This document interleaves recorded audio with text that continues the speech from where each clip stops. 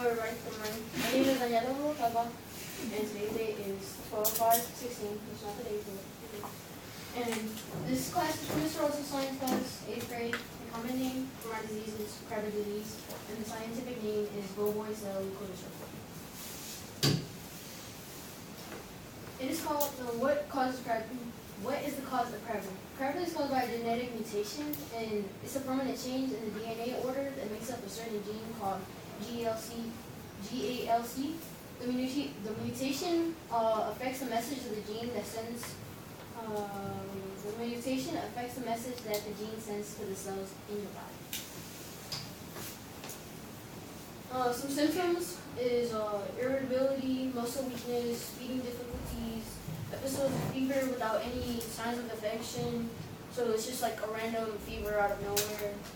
Stiff posture, slow mental and physical development, so because it messes with your brain, the certain enzyme that it makes, it sends a message to your brain, and then without those, like, you get like your mentality just messes up.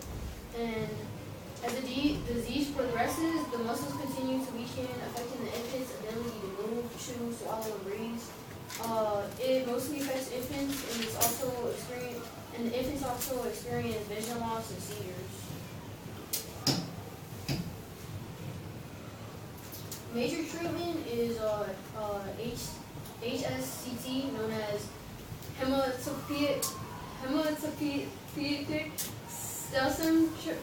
stem cell transplant, something that you could do potentially before your baby is born or while it's a fetus. In other words, before they get it, it's been tested 3 times and failed all 3. So basically, like, say you're a lady and you're pregnant or something, and you want to make sure your baby doesn't get this disease. What the scientists can do is they can look at the cell of your child, and they put in, like, they take it out or put in certain things that like affect it, and it gets better, I guess, and they take it away sometimes. But it says that they tried it 3 times already, and all 3 times they died. So, and minor treatment is you can take medications to manage the seizures, so like you can take like drugs and stuff. And drugs to ease the muscles, like spasms and everything, because they're like, yeah. Nutritional support, so like since it affects the muscles so much that they can't eat, usually they have like a tube like to their nostrils and everything, so it gives them all the vitamins they need to like survive since they can't like chew anything. That's an infant, and as I was talking about, like the tube, like they can't eat nothing and they need that nutrition. So it's usually in infants, so yeah, it's an infant. This is a DNA and the certain enzyme, and sometimes I think that enzyme, it affects like the white matter, so the white matter in your brain, and it like causes more, so like all this right here is like all that stuff like I guess you're not supposed to have or something. And this is my video, and it explains like basically as cytosine builds up in the nerve tissue, it begins to destroy the myelin sheath, which covers and insulates the nerves.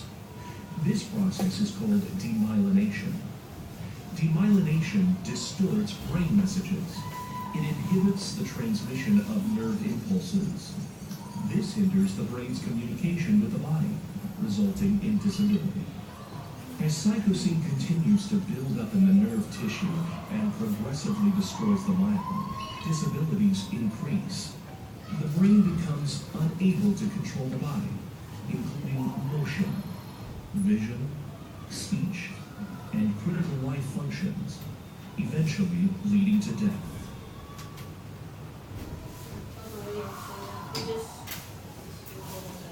You can die and stuff. My 3 important facts are it affects 1 in 100,000 people on average each year, and my second fact is death rate is 1 in 25,000, 2,500,000.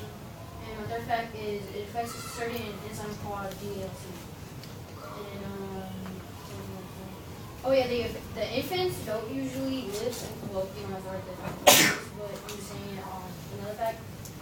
The infants who get it, they usually don't get to live until 2, and the disease mostly affects infants. It doesn't really, like, if you get it at an adolescent age, it's like less likely. You're less likely to like you can't get it when you're 40. You can get symptoms, but like you're not really dying or something.